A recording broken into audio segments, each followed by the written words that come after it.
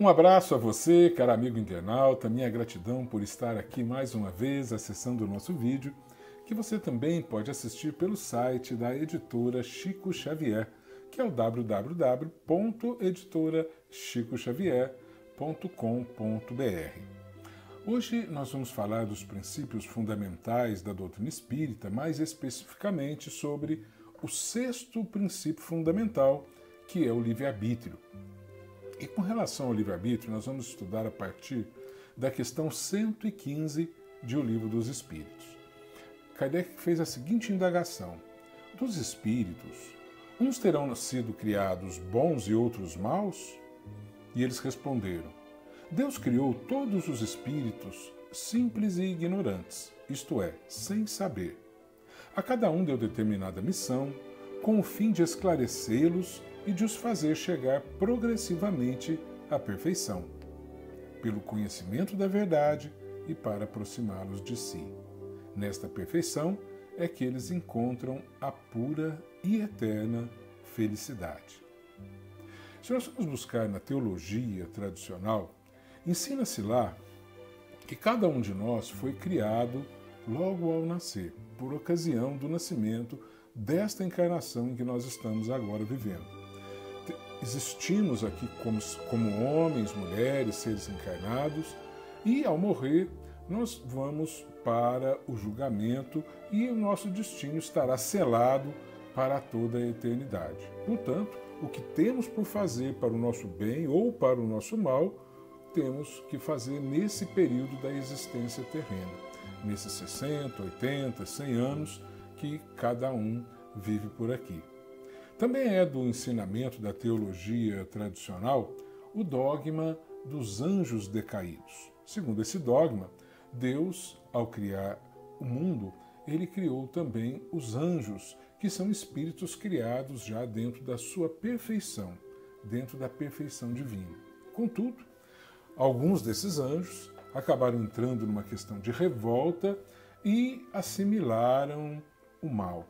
E eles hoje são aqueles Lúcifer, aqueles que, segundo a teologia nos ensina, estão tentando trazer e impor o mal em todo o planeta, em todo o mundo. Jesus teria sido um desses seres criados perfeitos, saídos perfeitos da mão do Criador. Agora, para nós outros, qual seria o caminho para adquirirmos essa perfeição? Porque se para uns a perfeição foi praticamente dada gratuitamente, para os outros será fruto de buscar em uma existência, em 80, 90, 100 anos, muito pouco para que possamos aprender tantas questões que a humanidade, que o mundo, que a natureza, que as ciências nos propõem, e isso limitando só aquilo que nós conhecemos aqui no planeta que nos alberga, sem contar tanto conhecimento que há de haver por aí, em todo esse universo, em todas as casas do Pai, como nos disse Jesus.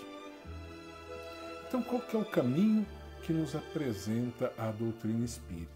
Exatamente dentro dessa questão do artigo 115. Ao criar cada um de nós, Deus nos criou a todos, sem exceção, todos iguais, simples e ignorantes. E os Espíritos ainda colocam, isto é, sem saber. Então todos nós, inclusive aqueles que são chamados de anjos, inclusive Jesus, que é o espírito mais evoluído que conhecemos, que esteve reencarnado entre nós. Mas e daí? A partir da criação, enquanto espíritos, foi-nos dada toda uma missão para que possamos aprender e progressivamente adquirindo a perfeição pelo conhecimento da verdade. E ao ir adquirindo a perfeição, buscando o conhecimento da verdade em cada novo passo, nós vamos novamente nos aproximando do Pai. E esse é o verdadeiro sentido da religião. Nós saímos da mão de Deus, religião significa religare, ou seja, ligar novamente. Então nós saímos do Criador, iniciamos toda uma trajetória de aprendizado para quê? Para que possamos retornar ao Criador. Agora sim, como espíritos já evoluídos, para adquirirmos a perfeição possível para a criatura, para os seres criados, e nesta perfeição é que nós haveremos de encontrar a nossa felicidade. E qual é o caminho para adquirir isso? Cada um de nós vai ter o livre-arbítrio, que é o que nós vamos ter que estudar aqui hoje, para exercer durante não uma reencarnação, mas tantas quantas sejam necessárias para adquirirmos a perfeição.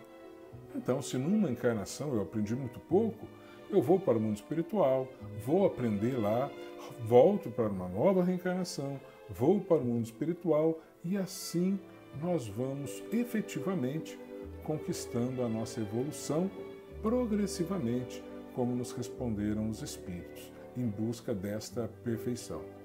Agora, para que tudo que nós adquirimos em termos de aprendizado, de evolução, seja por merecimento nosso, seja verdadeiramente uma evolução de cada um de nós, faz-se necessário que nós sejamos os tutores desse nosso caminho. Seja necessário que nós tomamos para nós a batuta da orquestra da nossa vida para que sejamos os verdadeiros maestros, fazendo as escolhas dos caminhos a serem percorridos.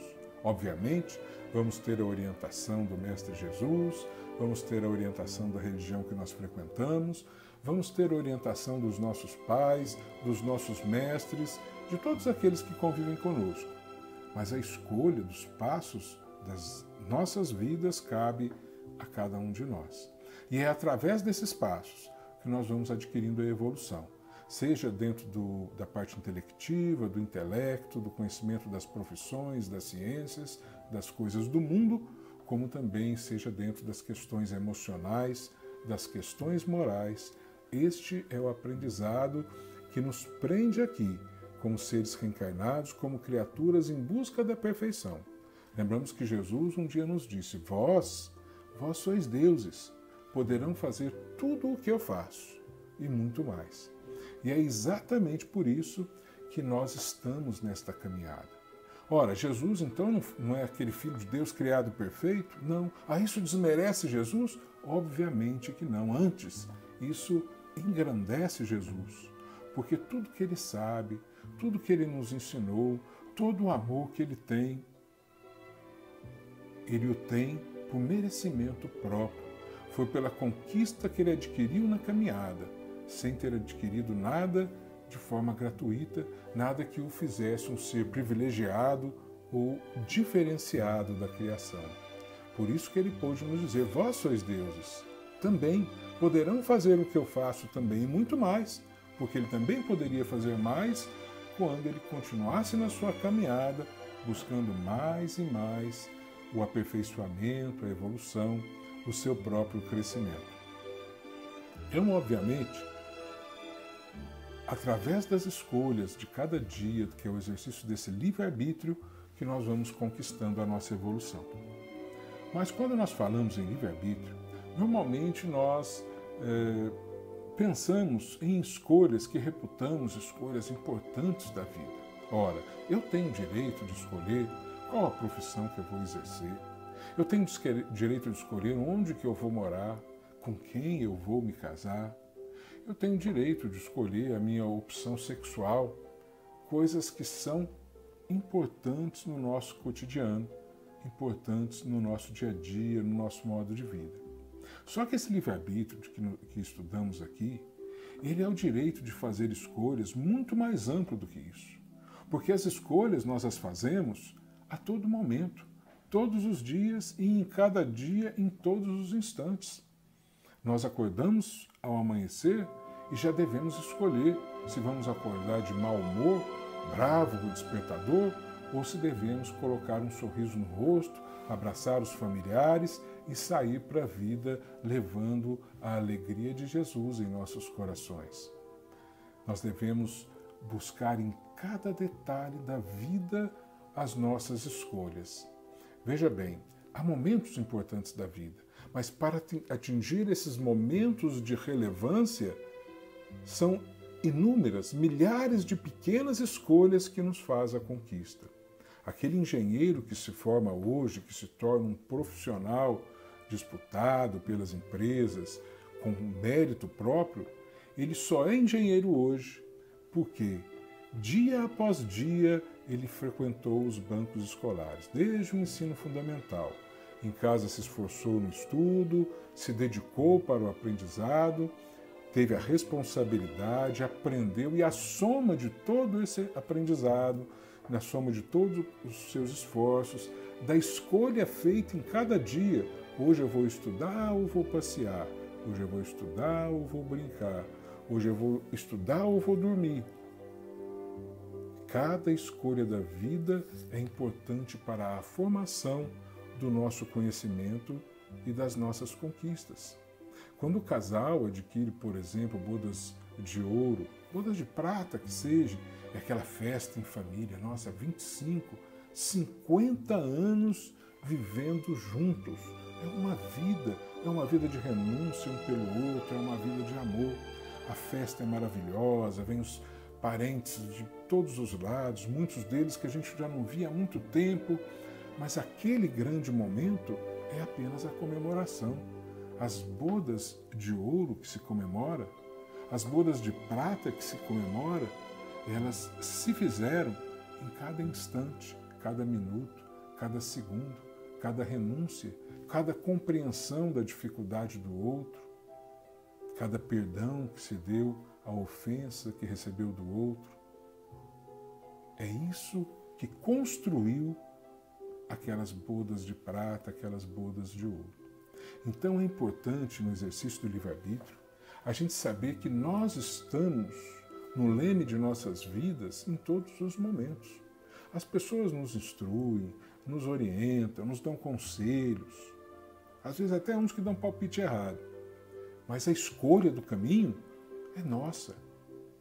Se alguém me indica um caminho que eu acho que não é bem-vindo, eu acho que eu vou quebrar a cara ali na frente, o que eu devo fazer? Ir por outro caminho. A decisão é minha. Então, temos que lembrar, nós somos responsáveis pelas nossas escolhas. E isso é importante porque o resultado das escolhas ou é mérito nosso, quando as escolhas foram boas, ou responsabilidade nossa, quando as escolhas forem ruins. Mas uma coisa nós sabemos, todos nós chegaremos lá. Eu posso errar hoje nas minhas escolhas, vou permanecer, evoluir menos nessa reencarnação, mas eu vou caminhar, vou ter novas oportunidades, novas reencarnações e todos haveremos de chegar àquela evolução, já que Jesus nos disse, das ovelhas de meu Pai, nenhuma se perderá. Ele disse, nenhuma se perderá. E como ovelhas do Pai, nós chegaremos lá. Podemos não chegar ao fim dessa reencarnação, teremos uma nova oportunidade. Se no final da outra ainda tivermos claudicantes, vamos ter mais uma, e mais outra, e mais outra, porque a bondade do Pai, a magnanimidade do nosso Criador, de Deus, ela nos renova todas as oportunidades de que necessitarmos para conquistar essa evolução, para conquistar esta perfeição. Então, na questão 843 do Livro dos Espíritos, Kardec indagou o seguinte: tem o homem o livre-arbítrio de seus atos? Que é o que nós falamos agora. Aí eles dizem assim: pois que tem a liberdade de pensar, tem igualmente a liberdade de obrar. Sem o livre-arbítrio, o homem seria uma máquina. Então, nós fazemos as nossas escolhas. Nada na nossa vida é uma fatalidade. Quando nós reencarnamos, lembra, nós já éramos espíritos, não fomos criados para nascermos agora, já éramos espíritos. Cada um de nós, ao nascer, já temos uma história construída por nós mesmos, por erros, por acertos, por aprendizados, então já temos todo um passado. E deste passado nós trazemos, esse é o nosso real patrimônio, isso nós já trazemos ao nascer. Quando vamos reencarnar, lá no mundo espiritual, nós vamos avaliar quais são as nossas necessidades de aprendizado. Vou reencarnar ali, pronto. Não é assim. Né? Segundo André Luiz nos ensina, está no livro Nosso Lar, Os Mensageiros, em toda a série, né, em que André Luiz nos traz as suas experiências da vida do mundo espiritual, ele nos mostra que ao reencarnar, cada um de nós antes visita no mundo espiritual, na colônia que estiver, um departamento específico para preparar esta reencarnação. Aí serão avaliadas as nossas necessidades de aprendizado, tudo que nós fizemos outrora, com quem nós convivemos, para quem que nós devemos. E aí estabelece-se um programa de vida. Esse programa é imposto? Não. Não, porque nós estaremos lá no exercício do livre-arbítrio. Então lá nós já vamos escolher as questões, principalmente as principais questões que a vida vai nos trazer. Uma dificuldade aqui, uma dificuldade ali, as pessoas com as quais eu já convivi, tenho débitos ou méritos do passado, em que momento que eu vou reencontrá-las. Então, normalmente a gente vem no seio de uma família, não somos seres estranhos, somos seres que já vivemos juntos, já tivemos uma longa caminhada juntos e por isso viemos juntos para continuar unidos, dando as mãos para um auxiliar o outro rumo à evolução do grupo. Então, quando a vida nos traz uma dificuldade, você fala assim, eu não pedi isso, lógico que pediu. Foi escolha sua no mundo espiritual. E mais do que pediu. Porque nós não apenas preparamos um programa de acordo com as nossas necessidades. Lá no mundo espiritual, ainda antes de nascer, nós nos preparamos para vivenciar aquelas dificuldades ou aquelas oportunidades que a vida vai nos trazer. Vamos nos preparar para aproveitar melhor todas as experiências difíceis ou até mais fáceis, oportunidades melhores, que a vida vai nos trazer sempre para o nosso aprendizado. Daí a importância, mas então tem uma fatalidade. Não, não tem fatalidade nenhuma, porque a escolha é de algumas dificuldades pontuais que a vida vai nos trazer. A escolha quem que vai estar na caminhada conosco, tudo isso é muito bem traçado. Agora, como que eu vou me comportar ao deparar com essas oportunidades, ao me deparar com essas dificuldades? Isso é o livre-arbítrio de agora, porque esse é o aprendizado que eu tenho que fazer. Mas o que nós temos que saber? Que qualquer dificuldade que a vida possa nos trazer, nós estamos preparados para enfrentá-las, para vencê-las e para superá-las com aprendizado e evolução. Porque nós nos preparamos lá no mundo espiritual. Daí a gente concluir da sabedoria do dito popular. Deus só dá o frio conforme o cobertor. Porque o cobertor é a nossa preparação. Ele primeiro nos dá a preparação para depois nos dar a dificuldade. Aí vem a seguinte pergunta, na 844. Do livre-arbítrio goza o homem desde o seu nascimento? Aí eles falam assim, há a liberdade de agir, desde que haja vontade de fazer. Nas primeiras fases da vida, quase anula a liberdade, que se desenvolve e muda o objeto com o desenvolvimento das faculdades. Estando seus pensamentos em concordância com o que a sua idade reclama, a criança aplica o seu livre-arbítrio àquilo que lhe é necessário. Obviamente que quando nós renascemos, nós passamos pelo período da infância corporal. Nesse período, o corpo oferece uma certa restrição de manifestação do espírito, porque é a fase de adaptação do espírito à sua nova realidade aqui como ser reencarnado no planeta.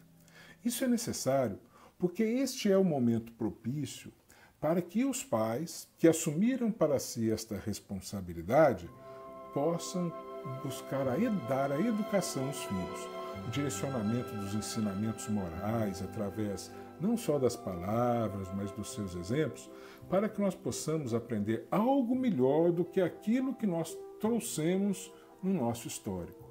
Então é importante que nós tenhamos isso, como pais principalmente. As crianças, nesses primeiros anos de vida, elas têm sim o livre-arbítrio restrito de acordo com a capacidade intelectiva de cada idade. Mas nesse momento é o melhor momento para os pais educarem, dando exemplo, dialogando, conversando, orientando, exercendo efetivamente o papel de pai, exercendo efetivamente o papel de mãe. Aí vem a questão 845. não constituem obstáculos ao exercício do livre-arbítrio? As predisposições instintivas que o homem já traz consigo ao nascer? A gente sabe que logo, não ao nascer exatamente, mas logo em seguida, logo nos primeiros anos, cada um de nós já apresenta algumas diferenças na sua personalidade. Alguns são mais calados, outros já são crianças mais alegres, umas mais peraltas, outras mais tranquilas, umas mais obedientes, outras menos, enfim. E isso vai trazer toda uma diferença também na fase adulta, na fase da sua maturidade. Aí os espíritos responderam assim: as predisposições instintivas são as do espírito antes de encarnar. Então cada um vai ter essas predisposições, o mais peralto, o mais tranquilo, o mais tagarelo, o mais calado, e mais possivelmente aquele sujeito de pavio curto, já na maturidade, aquele que é mais tranquilo, sabe perdoar, tem mais maturidade para enfrentar as dificuldades da vida, mais paciência. Tudo isso são conquistas das nossas reencarnações anteriores. Então essas predisposições, elas vão nos influenciar? Lógico que vão. Umas vão nos trazer mais dificuldades, outras vão nos trazer mais facilidades para a convivência em sociedade. Contudo, todas essas predisposições são o nosso patrimônio espiritual. Essas predisposições são as conquistas individuais de cada um com as suas realizações do passado, com aquilo que já aprendeu no passado ou que deixou de aprender. Por isso, continuamos vendo aí a justiça, mas nós vamos tendo a nova oportunidade de formar a nossa personalidade. Nós viemos formando a nossa personalidade, reencarnação após reencarnação. Um aprendizado aqui, outro ali, mas passamos pelo período da infância aprendendo e assimilando novos valores, aprendendo e assimilando o exemplo dos nossos pais, e aí nós vamos tendo a oportunidade. Então, veja bem, nós não nos modificamos quando reencarnamos. Somos espíritos que tínhamos uma história e trazemos essa história. Como também não nos modificamos quando desencarnamos. Ah, morri, você vai ser um outro do lado de lá? Não. Você vai ser a mesma pessoa.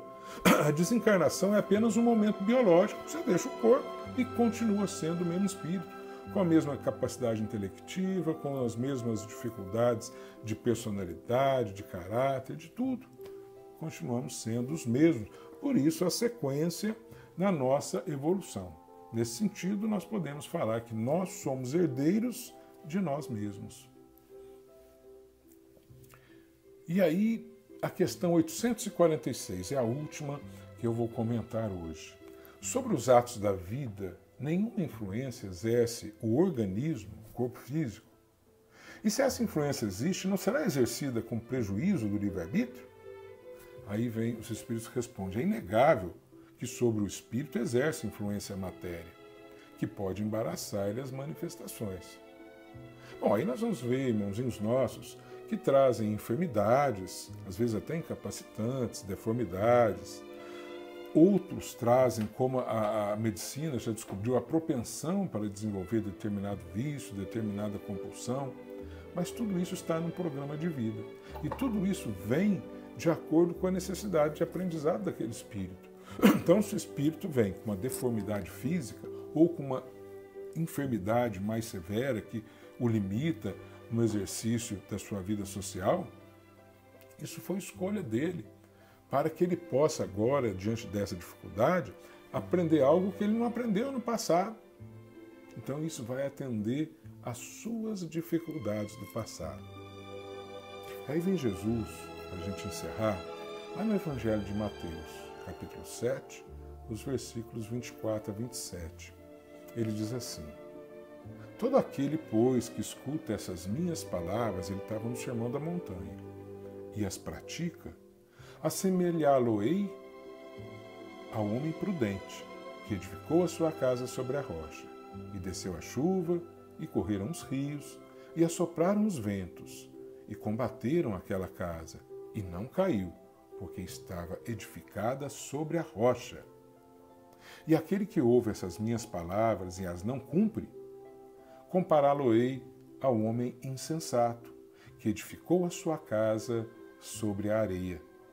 E desceu a chuva, e correram os rios, e assopraram os ventos, e combateram aquela casa, e caiu, e foi grande a sua queda. Pois bem, a escolha de como fazer a sua casa é exercício do seu livre-arbítrio. Você pode construí-la sobre a rocha, sobre os fundamentos do nosso único guia e modelo, que é Jesus. De acordo com os ensinamentos, você pode pautar os atos e as escolhas de sua vida e terá uma casa segura, mesmo diante das tempestades da vida, dos ventos, das dificuldades. Mas você também pode escolher construir a sua casa sobre a areia. A opção é sua. Ninguém vai te impedir de escolher um caminho que não seja aquele que Jesus nos ensinou. A escolha é sua. Você vai pelo caminho da omissão diante das questões sociais, vai pelo caminho da busca das coisas materiais acima de tudo, ou até mesmo por um caminho pior, da criminalidade e tudo mais. Você terá construído a sua casa sobre a areia. E aí vai vir, em algum momento, as chuvas, o vento, e a tua casa não terá a base necessária para os enfrentamentos da vida. Bom, a escolha de como fazer a casa, na areia, na rocha, é o livre-arbítrio que nós estudamos aqui hoje. A queda ou não da casa, o enfrentamento das dificuldades e permanecer firme se ela estiver na rocha, ou cair, ruir se estiver na areia, esta é a lei de causa e efeito. Bom, mas isso é o 7º princípio da doutrina espírita que nós vamos estudar num outro momento. Que Jesus nos abençoe, meus irmãos, e ilumine o nosso coração. Muita paz.